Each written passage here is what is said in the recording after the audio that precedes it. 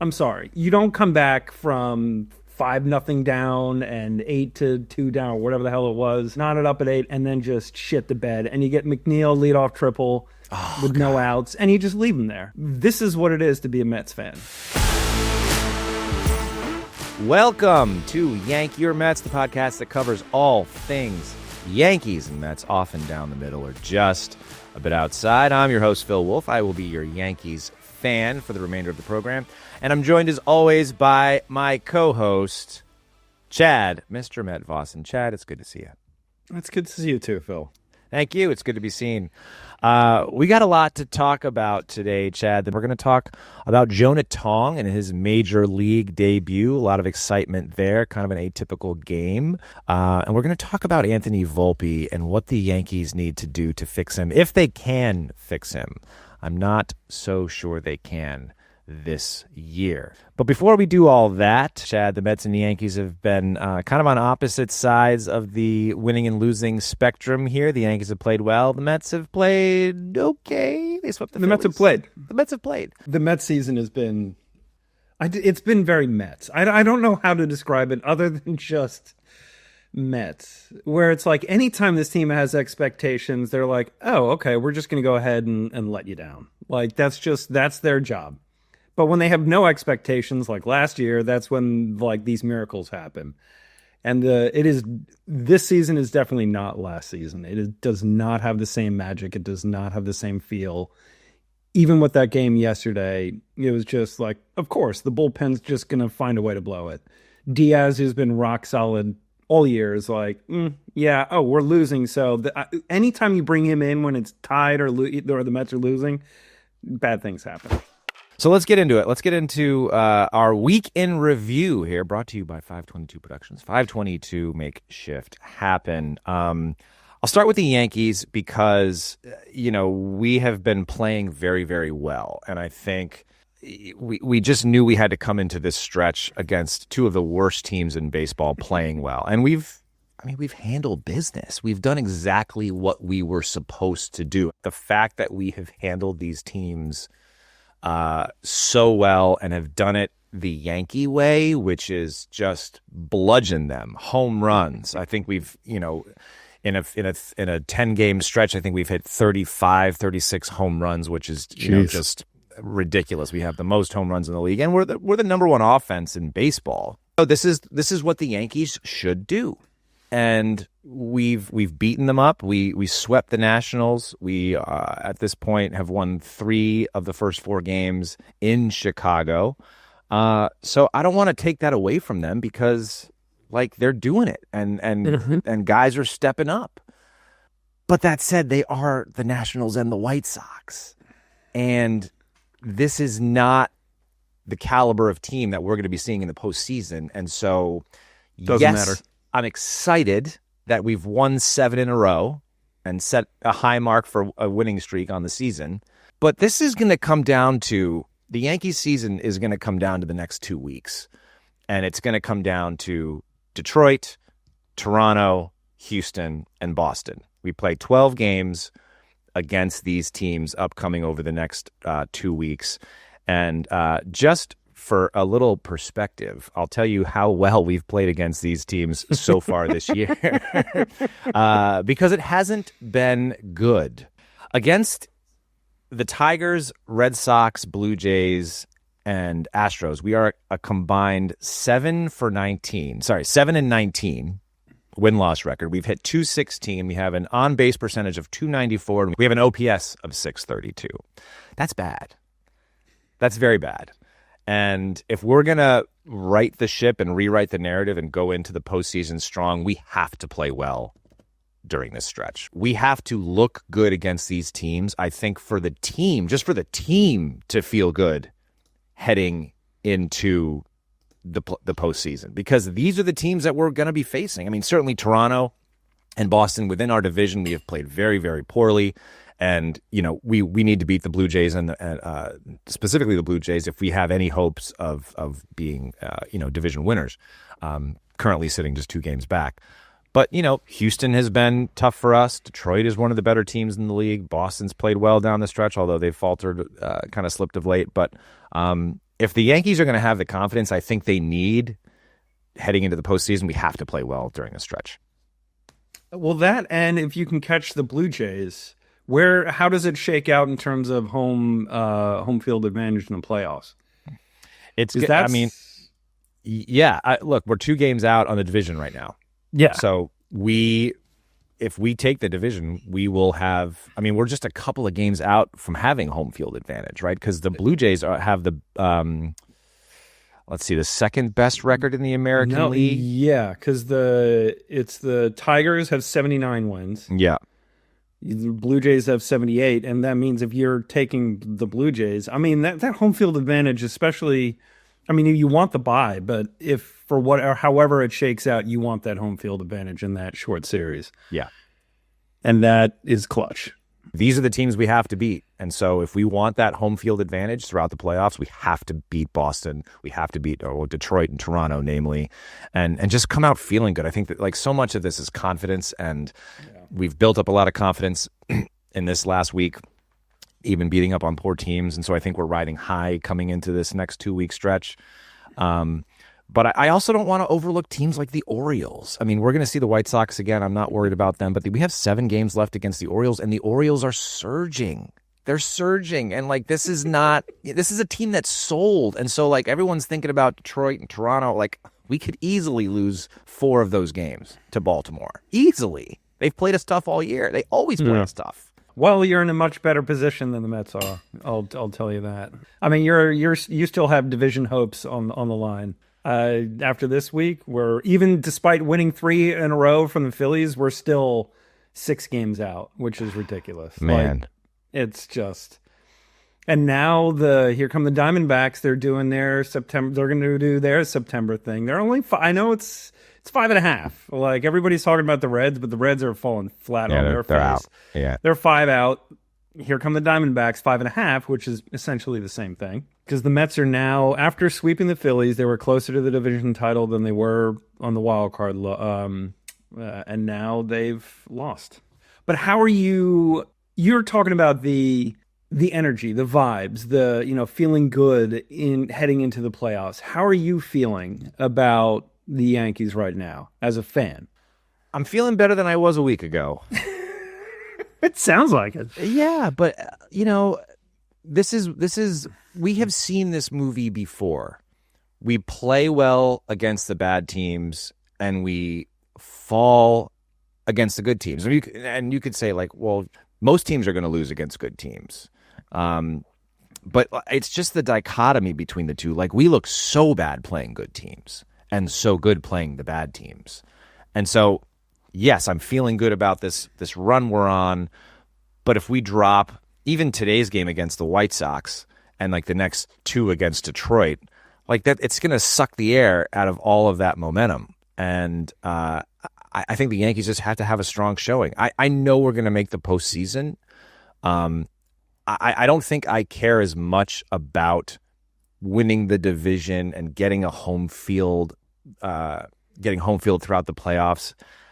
As good as that would be, I'd rather us just be playing well at the end of the year. Like if we play well, if we finish September with like a solid record, but then Detroit and Toronto also play well, and we end up being the first or second wild card, but we're playing well, I would take that almost over limping into the postseason, getting that first round bye, just because baseball is such a game of momentum and streakiness. And like if we're not playing well in September, like that's going to carry into October. So I really don't care as much about the division. People might think that's crazy. I just want us playing well, and I want us healthy. Just play well, and keep up this momentum, and I think we'll be fine. I mean, for me, it's the inverse there with the Mets. They seem to rise to play the better teams well, and then they go into a series like the Marlins, and then they have that mental letdown, and they're not sharp, and they lose. 31 runs. 31 runs in 3 games the Mets had, and they lost 2. 31 runs, and they lost 2 of them. How does that happen? If John Sterling were here, he'd say, well, that's baseball, Susan. Yeah, the Marlins look, they swept us. So like, I don't look past the Marlins. I don't think the Mets overlooked the Marlins. I think the Mets actually played really well. You mentioned the 31 runs. I think there's more hope as an independent Mets observer. I think I might There's have so many of those out there. Independent Met observers. Can I put that on my LinkedIn profile? I think there's more reason to be optimistic with the Mets. The Marlins are not a bad team, and I think they're just a year removed from being competitive. I mean, I think they have some really young players who impact the ball. They have a good core starting staff. And the Mets saw all of them. They saw Cabrera. They saw Perez. Oh my gosh. Yeah. I mean, they saw their best. And, and still managed to put up all of those runs. So I think that is a sign of good things for the Mets. But going back to Philly, like that was the series I think a lot of Mets fans looked at and said, like, if we have any shot at winning the division or just like feeling good about moving into September in the postseason, we have to play the Phillies well. And there's some things that jumped out at me about that series. Yes, they swept at home, and you always want to get in your opponent's head. I think Philly is seeing ghosts at Citi Field. I don't think they play well there. Nope. And that goes back to last year, right? But what I think really separates, the Mets coming into this postseason versus, the Mets of previous months this year is that they were down early against the Phillies in 2 of those games and came back and won. They were down 3-0 early before scoring 13 unanswered runs. They were down 2-0 in the 5th before putting 5 runs up in the bottom of that inning. And then they just, pummeled them in game 3. They shut them out 6-0. The bats have come alive, and that is, I think, where Mets fans have like, look, we just have to be able to hit. And they're crushing it. They're crushing it right now. And so, like, if they can ride that through September, you got to feel good about that. No, I don't. I mean, sure, we're finally based off hitting. of this series alone with the Marlins series. I mean, we were feeling so good coming out of the Philly series. We were, and then it's like now it's the time to just stomp on the throat, and the Mets just do not have that killer instinct, and it's just the defenses look shoddy, the pitching hasn't been good. And you just want to see tight, clean baseball. It's fine if you lose to the Marlins if you're playing good defense and you just get beat, because there's teams out there. The Marlins, like you said, they are loaded. Every other batter, Gary was like, and here's a rookie, and here's a rookie, and here's a rookie, and here's a rookie. Like literally that entire team is a 4A. Like they're all rookies and they're good. They're pesky. But beat them, win. Like you come back, don't lose that game. I'm sorry. You don't come back from 5-0 down and 8-2 down, or whatever the hell it was. Tie it up at 8 or knot it up at 8 and then just shit the bed. And you get McNeil leadoff triple with no outs, and you just leave him there. You just leave him there. And that was a big moment. Yeah, you're like, okay, there it is. I mean, this is like people's like, this is what it is to be a Mets fan. Like when you're just like, okay, like now's our chance. Now just let them carry that momentum into the Marlins series. Like just take 3 out of 4. Like to really, if you want the statement, that's the statement where, you play good, clean, crisp baseball. The defenses let them down. The pitching has let them down. And the bats, like 31 runs and 2 losses in 3 games. That's not instilling confidence in heading into the playoffs. And we're going into Philly. If that's how everything lines up, into Philly for a 3-game series, no thanks. I don't want it. Yeah, I mean, the offense has been great, and to be fair, like the pitching, which obviously you're going to need, has not been as great over the last month. The Mets have an ERA of 4.97, and so like that's not good. That's not good. That's not good. Okay. I think the most troublesome part of that, and this is where we have to kind of wait and see what happens with Peterson, because I think, as great as McClain has been, Peterson's going to be your number 1 starter. He's earned it, yeah. I think. I don't know that you can force McClain into that coming into the postseason. No. He's probably your number 2. Behind Peterson. Do you give it to Senga or Naya? There's no way. You just can't risk it in a short series. If you're a wild card team, you have to have McClain in one of those first 2 games. 100%. But we have to get Peterson right. The Mets have to make sure that this was just like a one-off and that this is not like a sign of things to come. And because coming from the Yankees side, like look at Max Fried. He has come on of late and pitched well his last 2 starts, but he had a string of like 8 starts where he was one of the worst pitchers in baseball. Yeah. This is the guy that we were counting on to really be our ace, especially with Garrett Cole out. And Peterson is that guy for the Mets. And so if this is just a one-off, or like maybe he's got one other bad start, we have got to make sure that he is pitching well down the stretch, because if he's not right, the Mets are done. And you can say that about any team in the race, but Peterson has to be right. He has to be right. Yeah, but I mean, if you look at all the postseason rosters and look at all the aces, like who we're going to throw game 1, David Peterson, while I really like him, I mean, is he scaring anyone? Like, he's definitely stepped up.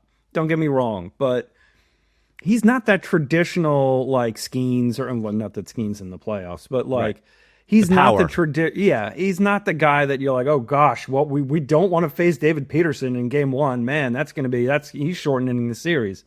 Yeah. I mean, maybe McClain. I mean, granted, you can't put the guy's thrown 3 games. Like we can't get too ahead of ourselves. But Peterson isn't like a lock. You know, he's been solid, and I love what he did against the Brewers last year. Like, even just mopping up in the, you know, when the Mets needed to close it out, he was their guy. He got the save. Heading into Philly, in that ballpark where, I mean, you fall down and you hit a home run. Like, that ballpark is just ridiculous. Yeah. Like, it's insane. And say what you want about, you know, Philly fans, but they do create a good environment. They do create, like, it's tough to play there. I mean, we didn't have a problem last year, but different year. It's a different Mania. It's just a totally different team. It's a totally different team, and I don't have the feels heading into Philly in a 3-game series. I'm not seeing. I don't think we walk out with the series win. Yeah, Philly will be motivated to win after losing 3 in Citi Field. And I guess depending on how your pitching lines up. You're right about David Peterson. I think it's going to come down again to the offense. If he gets the run support, and Soto and Alonso and Lindor continue to hit, and Vientos, you talked so much about Vientos and how much of a presence he means to this lineup. The Mets have to score, but Alonso, over the last month, since I think August 1st, has an OPS of 963. Soto 934. Look at Beatty and Vientos. Vientos 996. Lindor 1013. Beatty 980. These are really good numbers offensively. Yes. If they carry that through, I don't really think Peterson has to be that sharp. He needs to be good. He can't give up 8 runs in 2 innings. But even in the Marlins loss, and I know we've spent a lot of time on this, even in the Marlins loss, and you're right, they should have won, but it shows so much grit to come back down 5-0, 8-2. Soto hits 2 home runs with runners on base. I mean, this is something he really hasn't done all year. And Lindor is hitting. Like, if the Mets can just figure out how to get pitching and offense together, right? Nope, they won't. Then they become a very dangerous team. They become a very, very dangerous team. And, like, you just can't, like the X factor here is Juan Soto. Like, you need your superstars across any team to do well, but Juan Soto is that guy that scares pitchers. And he is just a clutch hitter. They have never had someone as clutch as Juan Soto. He's one of the best postseason hitters in the history of the game. And if he's right, and the Mets are scoring runs like this, like, their pitching just has to be good. It just has to be good. And the back end of the bullpen also has to lock it down. The back end of the bullpen, I'm not instilled with any confidence. But I agree with you. If the hitting goes, they win a series, maybe 2. They don't win the World Series. You don't win the World Series on hitting. You just don't. You can't. You can't. As much as I don't want to say it, all of the pressure, even more, is now on Tong and McClain. Because Senga, who knows what this guy is. Like, you know, every time he, like, steps off the mound, you're wondering if he's going to tear his Achilles, or, like, you know, he's just fragile, and they have to, you know, do 6-man rotation just to keep him remotely healthy. And guess what? His ERA is over 6 in the last 7 starts. Yikes. That's not good. Not good. Not good. And he's going today, and if he can hopefully right the ship and maybe get into the 5th inning, wouldn't that be amazing? And now, but then, like, to me, and this is what I've always sort of worried about, but I don't hear too many people talking about the fact that if you're riding rookies into the postseason, now these guys are getting into innings things that limits that they have never seen before. Like, so if Tong is going to make how many starts he make in a month? Like 5-ish? Yeah. Not with a like, 6-man rotation.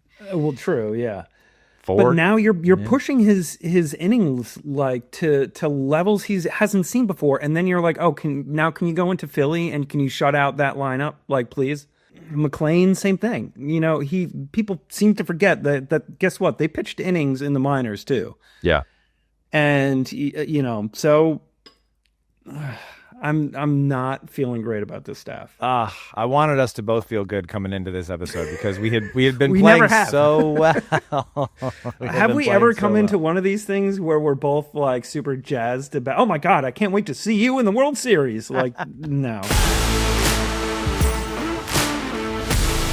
We mentioned it last week that what McLean has meant to a staff, what just bringing up young players can do to a team, can really energize a team. The Mets did it with McLean a few weeks ago, and they did it with Jonah Tong just last week. He made his major league debut, and a very interesting game. A very interesting, sort of atypical debut. He's kind of an atypical pitcher. We've heard you've compared him to Tim Lincecum. Certainly, his delivery looks similar. He's picking up the dollar on the mound on his follow through. But I mean, that's a month of Tong and McLean that you will have now to sort of right the ship and hopefully energize the rest of that staff to at least give you 5 innings. But talk a little bit about Jonah Tong. 5 innings. Yeah, 5 innings. Now Tong went 5, which is, I think, fine for what he did. Gosh. I know. I mean, but talk a little bit about what Jonah Tong you think can mean to this team. He could be that stabilizing force. And I was so happy that, I mean, the Mets defense tried to like, let's get him out in the 4th. Like, I was so excited when and thank God it was on a strikeout. I mean, I don't know what he was looking at, but that thing was 95 right down the middle. Yeah. But he got out of the inning, and he made his 5. He got the win. That was huge. But it's that energy, and it's when you have that mix of youth and experience that is really magical. I mean, it's not, Tong, like, he has such a funky delivery. I hope it translates to the MLB. I mean, he led the minors in ERA. He led the minors in strikeouts.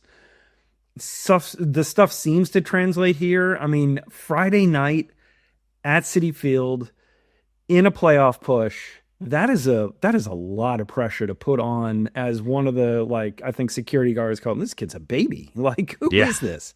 I mean, he's 22. That is a hell of a lot of pressure to tons throw strikes. He was missing a decent amount with his fastball, but that's got to just be adrenaline. And what also I think was interesting was you could see he like the way he follows through, and then watch his reactions when he throws that fastball and he's outside of the zone by like, almost a foot on some of these things. And you could see he's animated out there. He's frustrated, and that's good and that's bad, because then, you don't want that translating too much.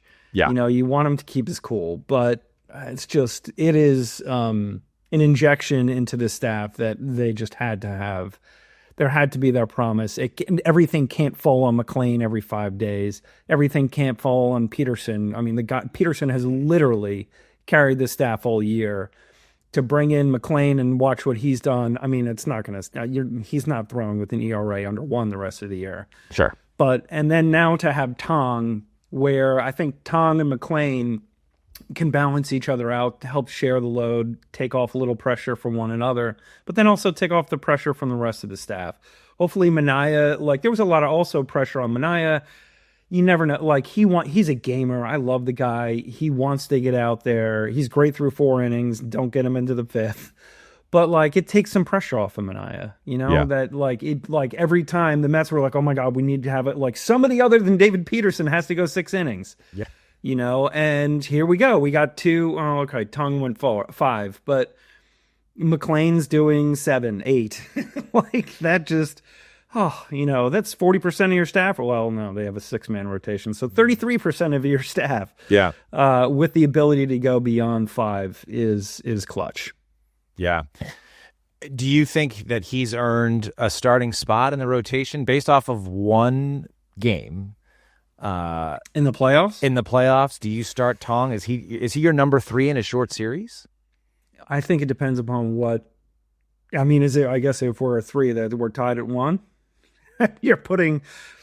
Oof. Based on what I saw, I think you could start the game with him, and then Mendy would do a Mendy and just have somebody like basically warming up in the bullpen in the first. Yeah. Just in case things go wrong. I think he could. I mean, Senga is a game 3 starter. That doesn't bother me, doesn't excite me. Like, I think you're rolling the dice with either one of them. Yeah. And it really just depends upon what Senga's doing, because he's been awful the last 7 starts. If he can right the ship and go down the stretch with just some quality, I mean, just go 6 and give up 2. That's good enough. That should be good enough. Yeah, that's fine. That's all we need. Depends upon what happens in those, like down the stretch, and then in those 2 games. Like, are the Mets losing 3-2 or is it 11-9? Like, right. If the games are 11-9, then probably go Senga. And if they're tight, well pitched games, based on what Tong does down the stretch, let's see what he's got. Yeah.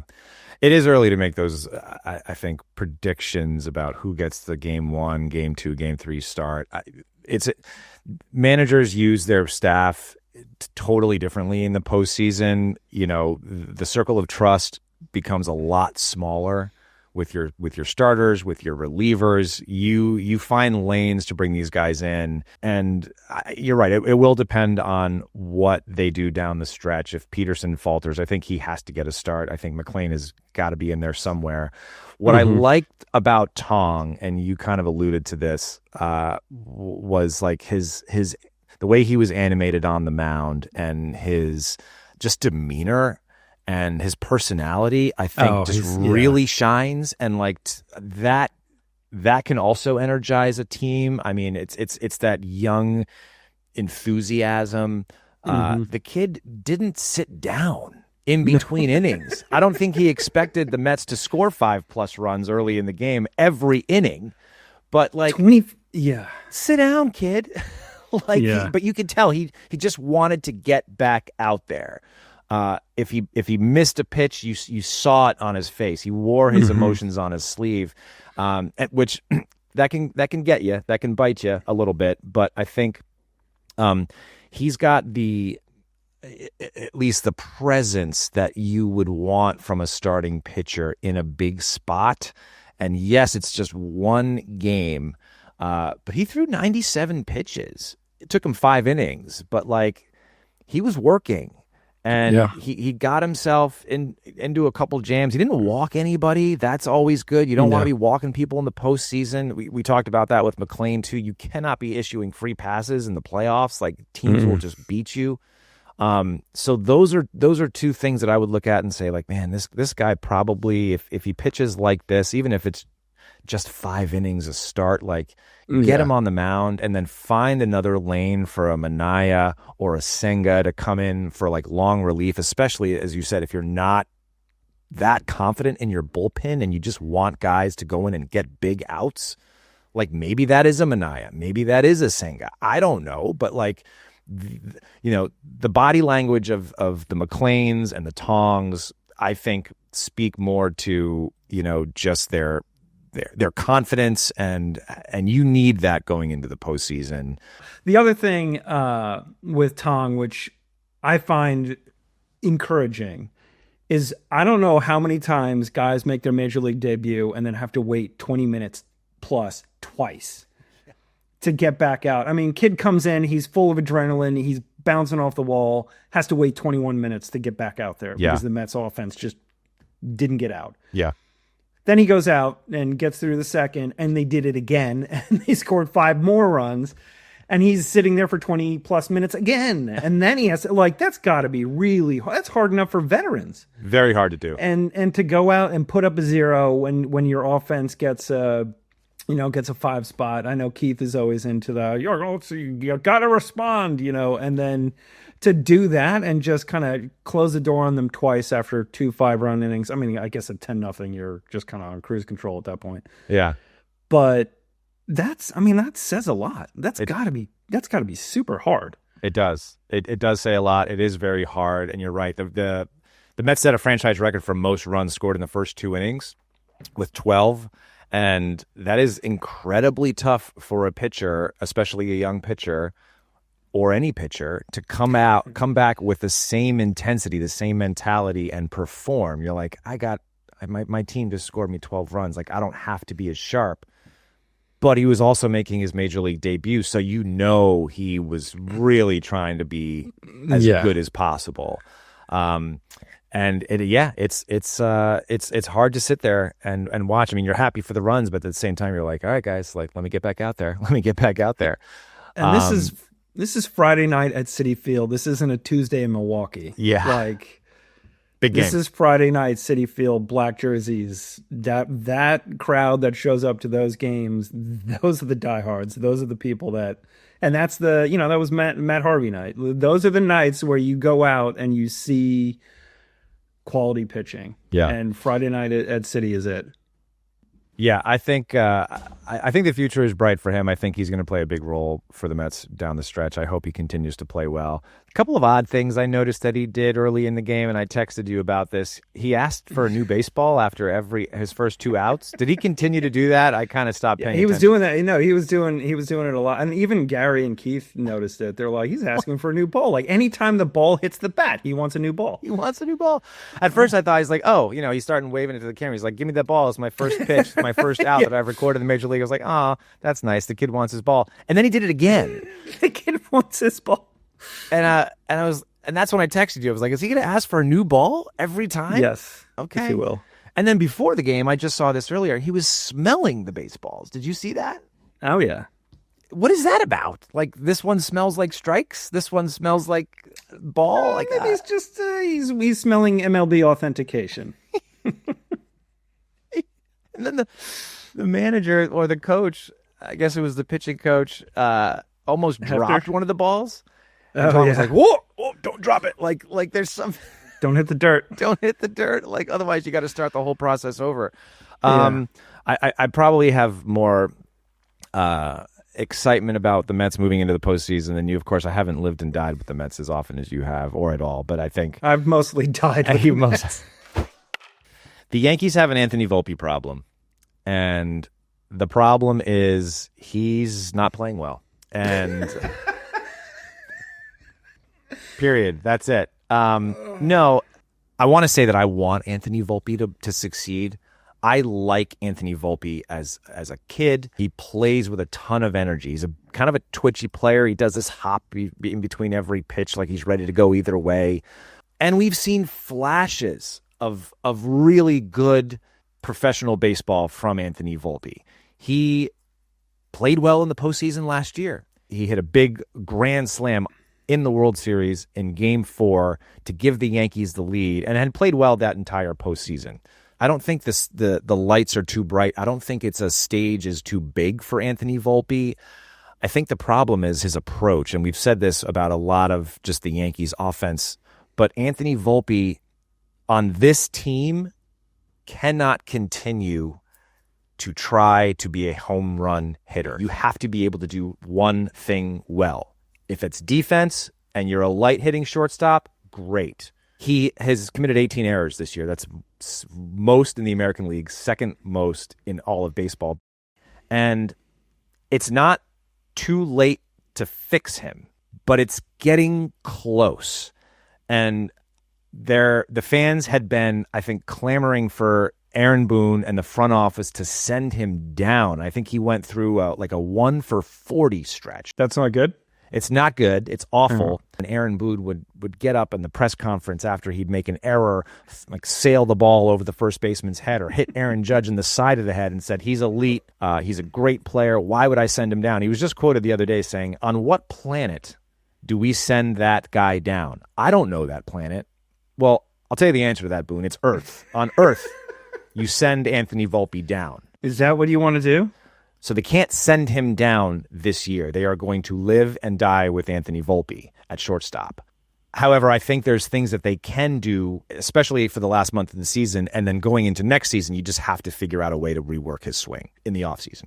For the rest of this season, it seems that he responds well to rest. The beginning of the year, he's playing well. After the All-Star break, he's playing well. They sit him for 2 days. He comes back and has a good game. He's actually had a couple of good games coming off of his benching. So maybe that's the key for Volpe. Maybe you sit him. Maybe he's not the everyday shortstop. Maybe he plays 4 out of 5, 5 out of 6 games. He hits lefties so much better than he hits righties. So you play him against the lefties, and maybe you sit him against a tough righty and give him that rest, that reset. Boone said this was a reset the last time. He sat the last game against the Nats and the Boston series and into the National series, and the Yankees offense exploded. He came back and he played well. He still committed an error, but he actually got on base. You saw him use all fields. I think they got Caballero for a reason. He's a utility guy. You start him at shortstop every 5th day. Give Volpe a rest. Get him off the bench in a spot maybe versus a lefty or as a pinch runner, because the numbers that he has put up this season are so bad. It's interesting, because the Mets kind of went going through the same sort of thing with Beatty. Obviously, like the David Wright comparisons. This is his 4th year. And the kid's Volpe's 24. I know it's his 3rd year, but man, I mean, the kid's 24 years old. You can't, I feel like that it is just such an incredibly challenging position to be the shortstop on the Yankees. Sure. I mean, instantly, doesn't matter, Beatty, he happens to be a third baseman, David Wright comparisons, instantly. Right, instant. And that's our problem as fans. We make these comparisons, and it's completely unfair. And I don't think anyone is expecting Volpe to be Jeter. No. Beatty and David Wright, but we have nothing else to draw on as fans. That's the last great third baseman for the Mets, the last great shortstop for the Yankees. These are the benchmarks, and it's completely unfair. I grant you, but it is what it is. Yep. And it's not. And luckily for the Mets, they didn't. Pete Alonso had no first baseman to live up. Ike Davis, they had no one that. So Pete could just come in and hit 53 home runs his rookie year. He's like, I got this. Hold my beer. I got it. Sorry, you were gonna say? Well, no. I mean, I think.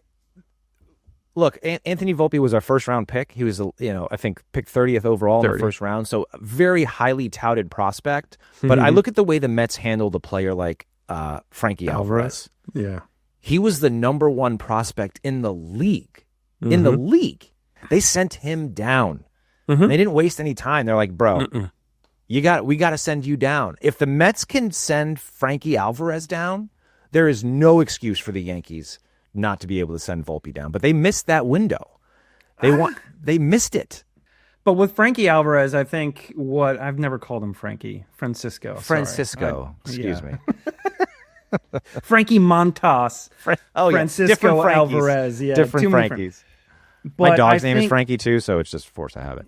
Understood. I was like, wait, I'm not calling him Frankie. I never have.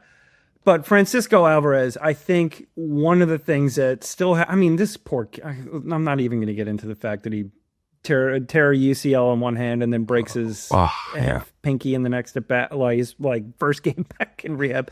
Anyway, the kid's mental, he is just, I think what excites me most about Francisco Alvarez is his mental makeup. And the fact that he didn't pout. He took that demotion to the minors and he really just parlayed that into getting his confidence back. And when he came up, he was on fire. when he came back. I mean, he's always been good at pitch framing. He's not the greatest at throwing out runners. The staff love working with him, but the bat was alive. And the timing of his injury, I mean, the guys like Travis d'Arnaud, like every time he gets hot, he gets hurt. And that's, ugh. But it's a demanding, catcher is a demanding position. It is really hard. You get the, follow throughs, and you get whacked in the back of the head. You get whacked on the back of the hand. Like, that kind of stuff. You get all those, the pitches that are in the dirt that you're, ugh. But for Frankie Alvarez, God damn it, Francisco Alvarez. You like it.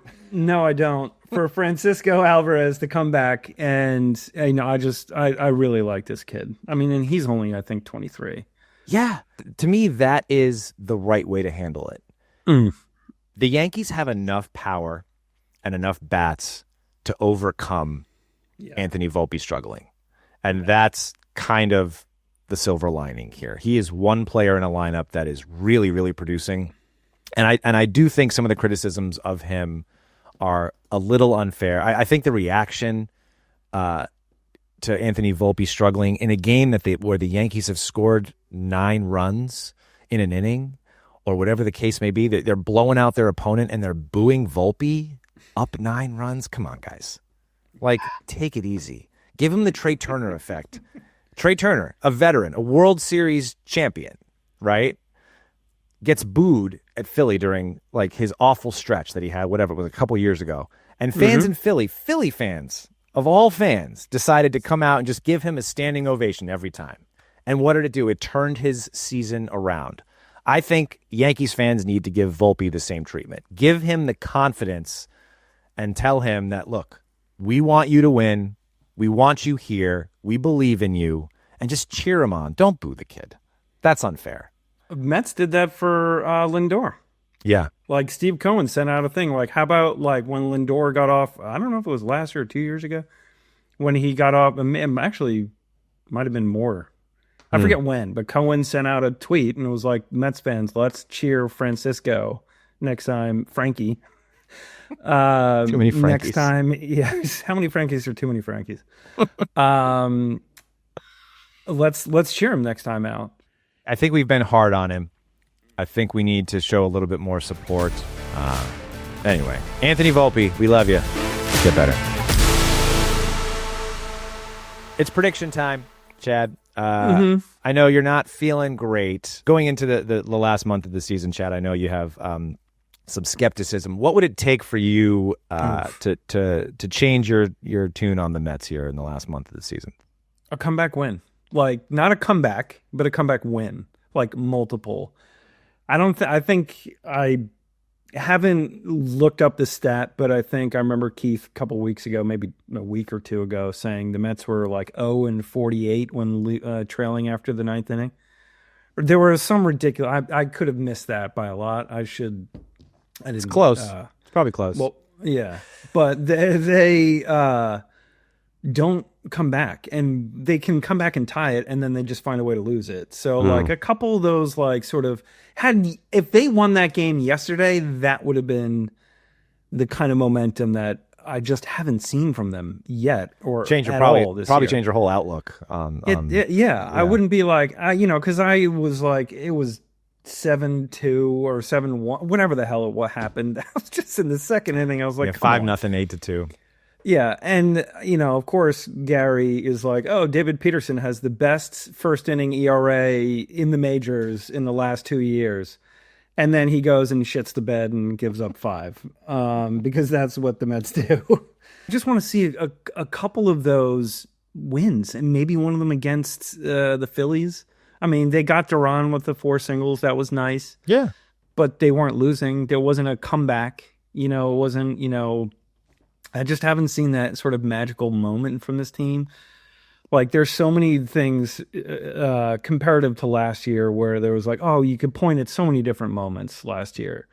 And this year is just kind of, the expectations are there. They haven't really come through. I think, I'd like to see some comeback wins in meaningful games. And I'd like to see I mean, McLean doesn't have to be thrown at a .89 ERA, like, because let's be honest, but like McLean just, go 6, go 7, 2 earned runs, 3 earned runs, whatever, and the Mets, win, 4 of his next 5 games. That gives me confidence heading into like, okay, we have 2 pitchers who we can trust in a 3-game series. Tong, if he can come through, I'd like to see Senga get better.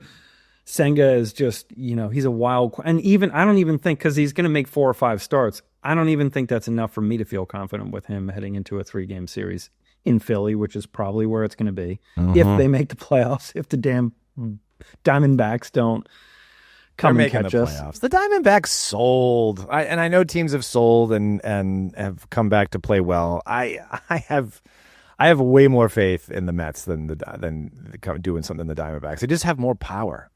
I know you feel differently. But did the Mets see the Diamondbacks at all the rest of the year? I don't think so. Let me see. Where are we going? We're going to Detroit. We're going to Cincinnati. We're watching them lose those 3. It's the Detroit and Philly series that if we go 2-5 in those, that gives anybody the Reds or whatever. If we go 2-5 in it's and then somebody goes 6-1, like eek, that's 4. Then all of a sudden just like that, the Diamondbacks are back in it. Yeah, but crap, I clicked away from things can happen very quickly, very very quickly in baseball. Yeah, I mean we have one of the toughest schedules in the majors coming up. We're Detroit at Cincy at Philly. We got the Rangers, the Padres at home against the Nats, then the Cubs at the Marlins. Yikes, that is a very tough schedule based on where they are record-wise. I mean, we say it all the time. It's not who you play; it's when you play them, and those could go either way. But yeah, based on record, those are very tough matchups. Again, I think the 2 comeback wins against the Phillies in this series at City were enough for me to be like, this team has kind of turned a corner. They weren't like insurmountable leads. It's like 3-0, 2-0, whatever. They're still comebacks. They're comebacks, but they're not they're not walk-offs. Like they just don't have any walk. They don't have the same. They can come back, but then they'll blow. Yeah, like being down 3 or 4 in the 4th inning and you come back and win. Like okay, like. There's plenty of, as Keith would always say, there's plenty of time left. There's a lot of at-bats. A lot of outs left. Yeah, and with the lineup they have, it's great. But when they're down, like in the 8th, 9th, like they just don't seem, they tighten up. Yeah. And that is not what you need in the playoffs. That is the opposite of how you win playoff series.